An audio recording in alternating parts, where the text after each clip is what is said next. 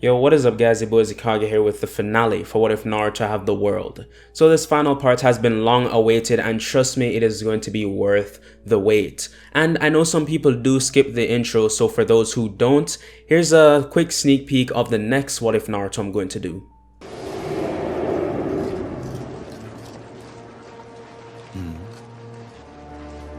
Yeah, it's finna be lit. So with that all out of the way, let's get right into the What If. Talk to me next. Look, dirty,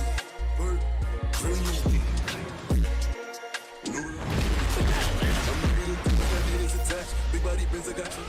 Scope on the gun, get in here like a Mac. Can't fuck with these hoes, these bitches is true. I'm married to bitches, got niggas attached. So we start this What If off where we left off last time with Tsunade bringing some order to the village again after healing some people and coordinating efforts to rebuild the village. After all that stuff, she's actually been chilling in the Hokage's office pretty much in peace. She's just been mainly doing paperwork, so we get to the 3-year time skip.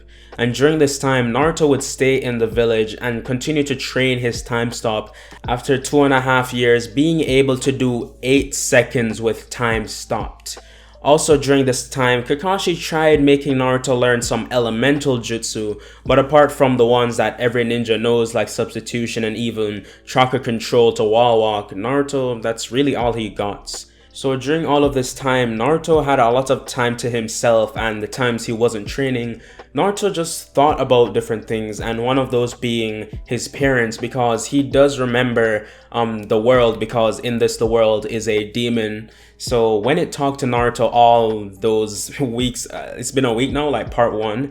In part 1, he told Naruto about his parents, so he was curious about them, so he decided to confront Tsunade about this. So Naruto goes to the Hokage's office and he goes in and sees Tsunade just signing some papers.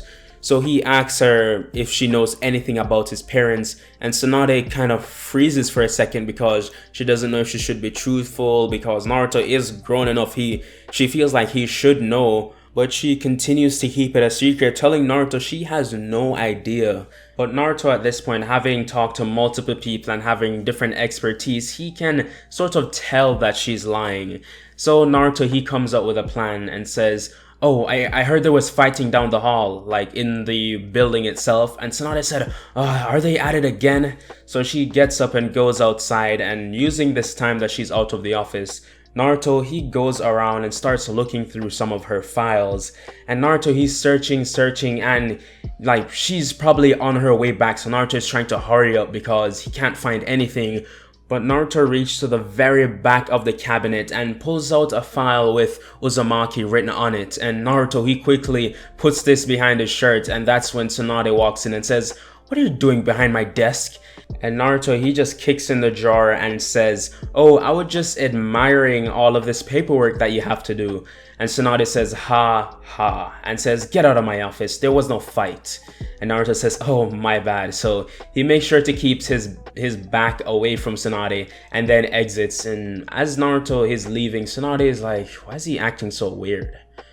But Naruto, he makes it home, and when he does, he starts looking through the different files, and that's when he figures out about the destruction of the Uzumaki village and the different shrines that have been scattered throughout the land of fire. You know, one's like really far, basically on the border of some other nations, but there are a few on the outskirts of the Leaf Village, so Naruto decided to check them out. So a few days later, Naruto went to the same shrine that Orochimaru went to retrieve the mask of the Shinigami to revive the first 4 Hokage. So Naruto, he goes to this shrine, and when he enters, he sees a bunch of masks lined along the walls, and there was one that caught his attention. It looked like stone, but Naruto, he thought it looked interesting but kept looking around because there were hundreds of masks on the walls. And when Naruto tried to reach for one, it was like a barrier in front of them. He couldn't touch it. So opposite of the door that Naruto came in, there was a stone pedestal with carvings in it. And Naruto goes up to read it, and it says, "Those of pure blood can break the seal. Place your hand and it will be revealed." So corny riddles aside, Naruto sees this hand shape in the stone, so he of course places his hand in it and uses his chakra and pushes like his chakra into his hand. And after that, nothing really happened. Naruto was expecting maybe some light to shine or hair something, but he didn't. But Naruto goes up to take one of the masks, and when he actually tries, he's able to touch it. So he takes two off the walls, and as he was leaving, he looks at the stone one and decides to take it. It looked different from all the other masks there, so Naruto took it with him. After his little trip, Naruto goes back to the village, gets the training, and this is where we fast forward to the end of the 3-year time skip. So Naruto is out training and he's like punching boulders to the point where he starts bleeding from his fists, and this was really normal for Naruto. So after getting home, Naruto, he walks in and just throws down his stuff and immediately goes to his bathroom to wash off. And after he does, he walks out to get something to eat, but that's when a Anbu appears in his room and says, "You're being summoned by Lady Tsunade." And Naruto lets out a heavy sigh and says, "What is it now?" So he quickly rushes to his bed and starts throwing stuff off of it, including the mask he brought back those, 5 months ago? So Naruto, he grabs his kunai pouch and his headband, but as he's leaving, he realizes that there's these tendrils coming out of the stone mask he brought back. And Naruto, he had really forgotten about the mask.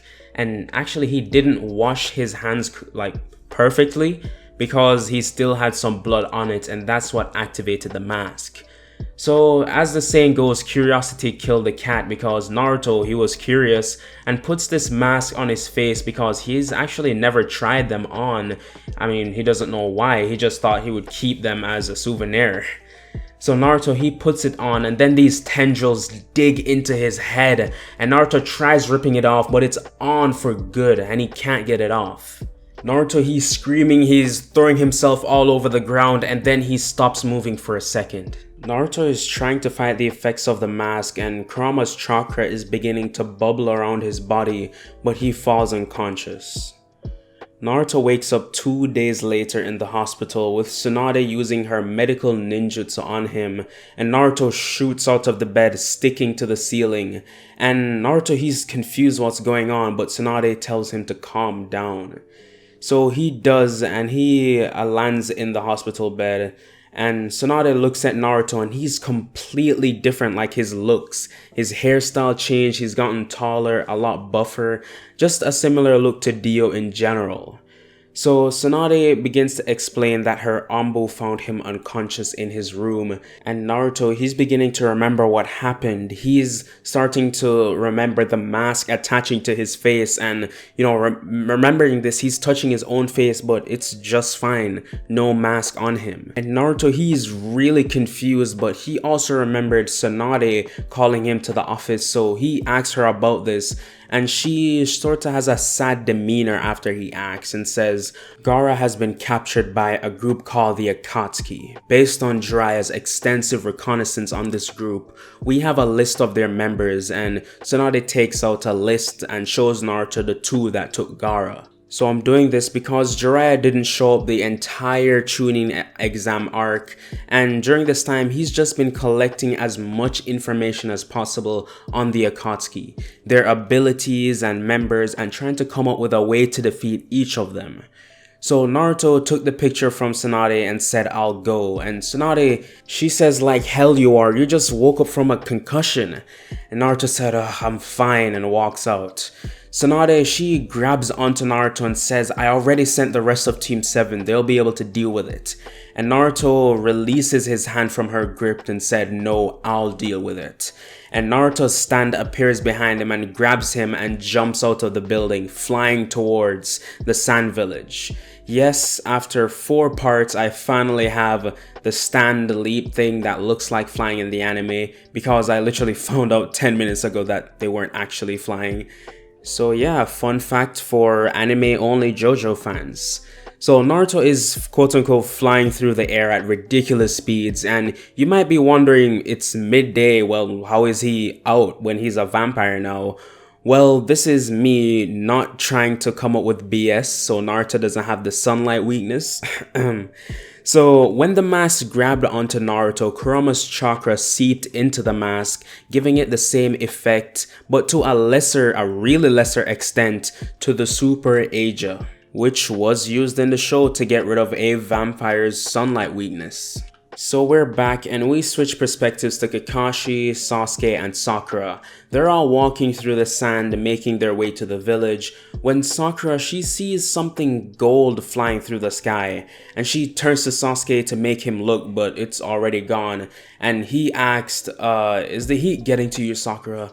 And she says, my bad, I guess it was nothing. Also, I know I keep cutting into the story, but this is really important. Quick update, Sasuke and Sakura, quick updates on them. So Sasuke has his 3 Tomoe, as well as most of the jutsu he would have gotten from learning from Orochimaru since he trained under Kakashi, even improving some of his jutsu. And Naruto was a huge motivation for this because he wanted to be comparable to him, but we all know that's not gonna happen. And Sakura would progress like her usual Shippuden self, training under Tsunade, learning medical ninjutsu, yada yada yada. So yeah, back with Naruto. He's zoomed past his team and he's flying towards the sand village, but from below, Naruto sees the fight going on between Kankuro and Sasori. Naruto lands really close to them and this kicks up a lot of sand, distracting Sasori, and Kankuro used this opening and used his massive lizard-looking puppet to bite into Sasori's outer puppet shell, breaking it. But he escaped without injury, and Naruto gets up and looks over to Kankuro and walks over to him. And when he gets close enough, he says, "You're having trouble beating a piece of wood?" And Kankuro says, "Shut up, how about you try taking him on?" And Naruto smirks and says, "Gladly." Sasori says, the leaf sent you, I hope you're a decent challenge. And he brings out the Kazekage puppet, while Naruto says, your dumb tricks won't work on me.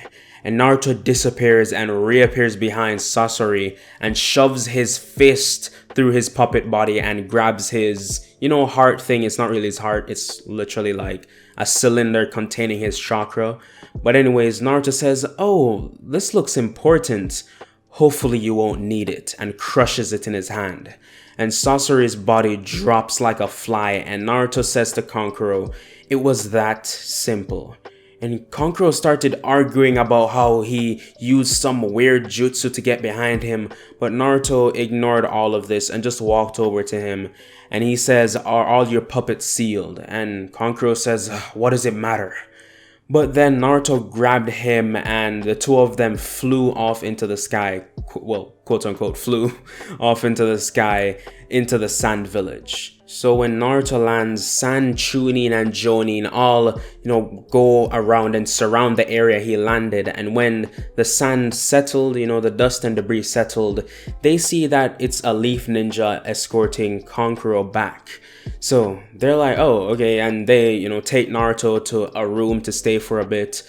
But he doesn't want to be crammed in the room, so he's just chilling outside really. He has nothing to do until Kakashi and the rest of them get there. So while Naruto is just around, he's waiting for his team. Temari sees Naruto and walks up to him kind of confused, like, why is he out here? And she says this to Naruto, and Naruto says, isn't your brother captured? I thought you'd be more grateful to see me. This is what, the second time now, right?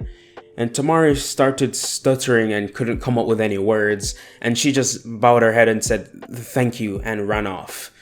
And Naruto leans against the wall and says, stupid girl. So that day, but later on, the rest of Team 7 arrived, and the shocks on their faces when they see Naruto was absolutely priceless. Not only because, Naruto was there, but his physical appearance is strikingly different. And they're just confused how that could happen in the matter of 2-3 days. But anyways, Naruto and the rest of Team 7, as well as Kankuro and Temari, all gather together and, talk about where Gaara could be and possibilities of finding him. And that's where Kakashi suggests using his Ninken. That was really his plan all along because that would give their best chance at finding Gaara. So while they're having this little meeting, the elders come up, this being Lady Chiyo and I don't remember her husband's name, but yeah, those two. And when Lady Chiyo sees Kakashi, she does the usual, thinking he is the White Fang, and she like runs at him, but this time Naruto is the one who blocks Lady Chiyo from putting even a finger on Kakashi, and Naruto says to them, if you want to live out the rest of your years, you better not lay a finger on him and back up. So Lady Chiyo, she felt a chill run down her spine hearing this, and she immediately backs up. The first few steps were really out of fear of Naruto. So after that all happened, Kakashi, he sends out Pakun after getting a scent of Gaara, he sends him out and he takes like a day to come back. And when he does, Naruto and the rest of Team 7 are ready to go, but also is Lady Chiyo. And Naruto, he isn't too fond of Lady Chiyo coming along, so he goes to Pakun and asks, what's the general direction of where they have Gaara, and Naruto says good. So he grabs Pakun and he uses his stand to grab the rest of his teammates, and the stand jumps off with all 4 of them in tow towards Gaara. And Lady Chiyo, seeing this, is wondering, what the heck? What kind of jutsu does the leaf have? Is it like the land of stone where they can fly? But obviously that's not the case. So Naruto, this jump is going to shorten this whole journey by so much. It's gonna take like a minute actually. So they all jump and they reach right outside of the, right in the valley where the cave entrance to the Akatsuki's thing is happening. And the Akatsuki just started the extraction like 5 minutes ago, so it's barely anywhere. So Naruto, he sees this boulder, and Kakashi, he's explaining how this is a seal and there's no way they can get through it. But Naruto, his stand comes out and freaking punches around the boulder, like crumbling the structure of the cave, and this breaks the seal, giving them an entrance to get in. And when they're in sight of all the members of the Akatsuki, Pain looked over to Itachi and Kisame and said, "I thought I told you to protect this place." And Itachi, he was confused as well because they didn't sense them coming. So Hitachi, he explains this, and Pain, he's just like, whatever. This is your mess to clean up, Deidara. Do it well.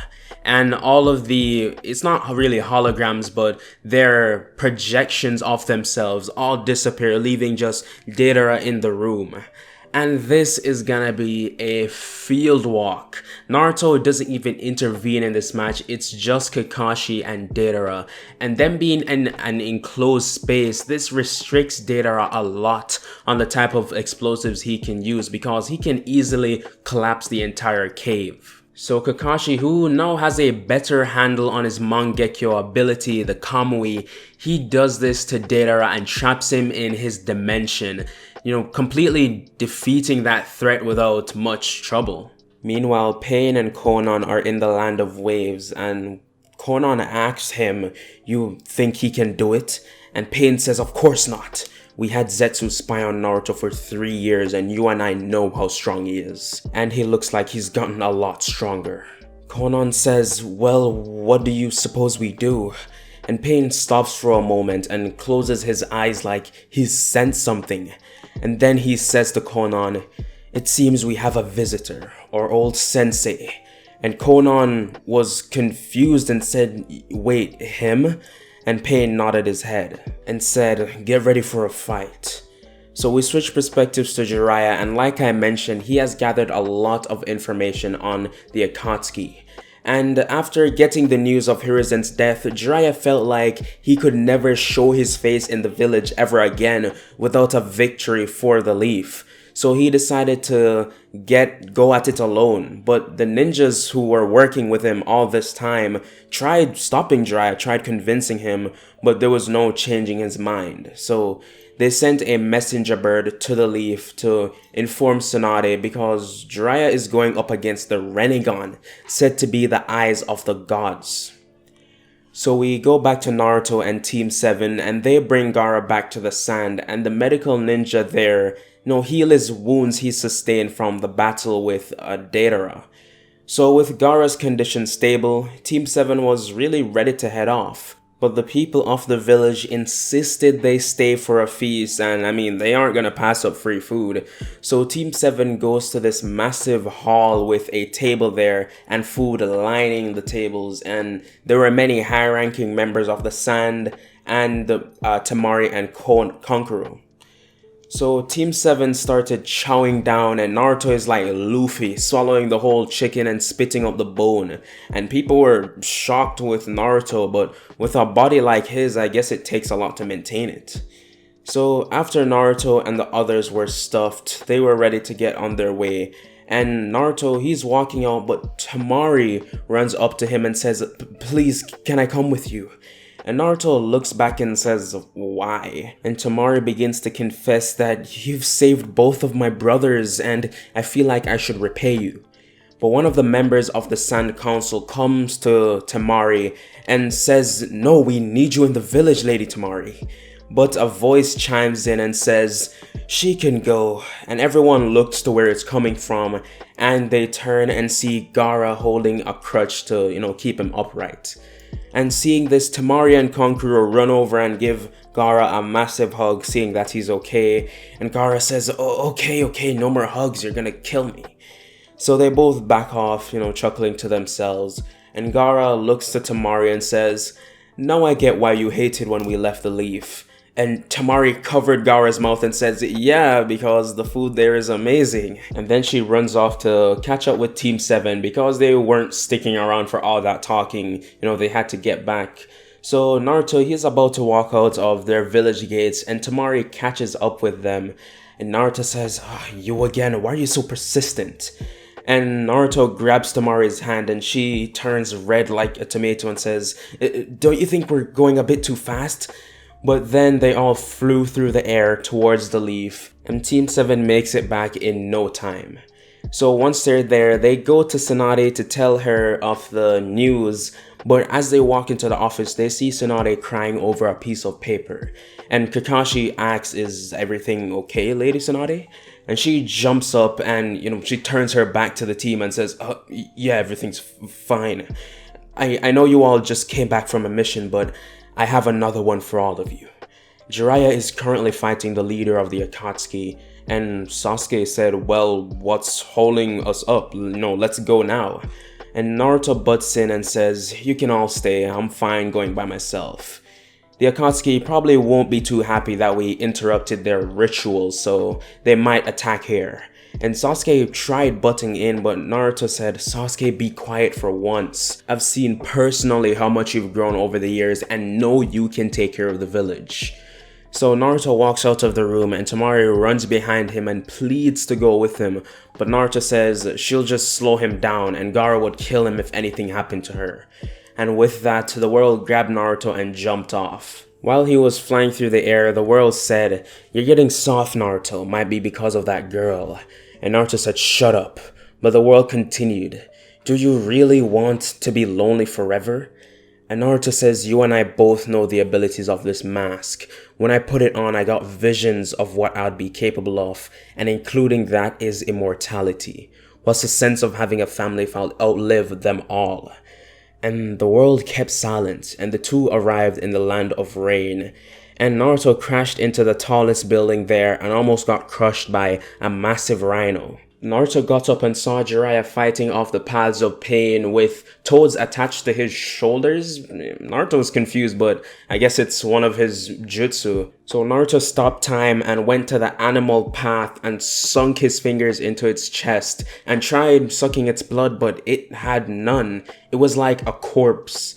So Naruto used the remaining 3 seconds to think of how a corpse could be alive, but a similarity, I can't speak, a similarity between all of them is the chakra rods, and Naruto took them all out of the animal path, and when time resumed, the animal path dropped to the ground. And by this time, the other path noticed Naruto, and some went to attack him. But Naruto disappeared again, and both the human and Preta path dropped dead, and after only a few seconds, Naruto appeared beside Jiraiya with a whole pile of chakra rods, and he dropped them in front of him, and the Deva path, which was the only one still up, looked at Naruto and said, How is this even possible? And Naruto looked at the Deva Past and used one of Dio's lesser known abilities, or well, lesser shown abilities in the anime, hypnosis, and appears in front of the Deva Path and grabbed its neck. And Pain tried using Almighty Push, but this didn't faze Naruto at all, and he transferred his cells into a flesh bud and it latched onto the Deva Path, and Naruto looked into Pain's eyes and said, "Take me to the person controlling you." And Pain nodded and walked mindlessly to the actual body of Pain. And Jiraiya was surprised to see Konan and Nagato, and he was fighting back tears to see that this is what his students turned out to be. But Naruto wasn't as sympathetic. Naruto asked for them to explain their plans, and after getting what he needed, he killed Nagato with one swift move. And Konan was going to step in, but Nagato, using his last breaths, said, "Stay back. You'll be fighting a losing battle." Konan was going to say something in return, but Nagato cut her off and said, "Just take care of my eyes for me, and go off on your own. The Akatsuki's no more." Then Naruto started sucking out the blood out of Nagato's body, killing him, and Konan began crying. And Naruto said to Jiraiya, "I guess this is when we leave." Jiraiya nodded but asked, "How are we gonna get back to the leaf?" And Naruto, without even answering him, just grabbed onto him and his stand, the world, jumped, carrying the both of them back to the Leaf Village within seconds. So once they get back, Jiraiya is taken to the hospital and is badly injured from his fight. And Tsunade, who comes into the hospital to take care of Jiraiya, she confesses that she couldn't love anyone else after Don's death, but she doesn't want Jiraiya to meet the same fate. And she wraps Jiraiya into a deep hug. So 2 weeks later, Itachi arrives in the Leaf Village, and he isn't here to fight or anything. He just gives himself up and is restrained by some of the Jonins in the village and taken to Ibiki, where he puts him in jail. So because of the Akatsuki, disbanding, the members just left and went about their lives really. But Naruto was tasked to take them all down, and the only real difficult part of this was finding them. But after 2 months, all the members of the Akatsuki except Zetsu were no more. Sasuke would eventually learn the truth about the Uchiha massacre from Itachi, and Sasuke was livid. He wanted to kill Danzo there and then, but Itachi, he had a plan to make Sasuke even stronger. The eye transplant to give him the Mangekyo, and they both agreed to it, and with Tsunade there to heal both of their eyes, they went through with it, and Sasuke gained the Mangekyo Sharingan, giving him abilities like Amaterasu and Susanoo. So with this newfound power, one night Sasuke went to take care of Danzo for good, killing him, and after a really long fight, Sasuke came out on top. Of course, he was jailed, but after the truth spread to everyone in the village, he and Itachi were released. So with Zetsu's mission failed, no more Rinnegan, and Orochimaru nowhere to be found, the village entered a new era, an era of technological development. People lived longer lives, and soon being a shinobi wasn't really the only thing children aspired to be. There were scientists, there were doctors, there were a bunch of fields. Still, yeah, shinobi were very much needed. I mean, there were fights going on all the time, so the Leaf needed... It was sort of their army, but with magical powers. And Naruto would always be the head of these teams going out to fight. And eventually, when Tsunade retired to live out her life with Jiraiya, Naruto became Hokage. And he would remain in power for years and years, since he doesn't age and he would always be in his prime. Naruto would live on as sort of the permanent Hokage because they just never had a reason to replace Naruto. He was far stronger than anyone in the village, so it made sense to keep the strongest one in power. But a race from outer space would challenge Naruto's ascent to the top of the Leaf Village, the Otsutsuki. But we're getting into Boruto territory, so that is where I'm going to be leaving this one off. Thank you guys for sticking around to the end of the video. And if you liked it, like. And if you like my content in general, consider subscribing. Also guys, huge announcement. I have merch. You guys can check it out. The link is in the description to the merch store. We have shirts, hoodies, we have even stickers, and the design I made myself. It looks pretty cool, not gonna lie. So do check that out. Link again in the description. And with that all said, I'll see you guys in the next What If.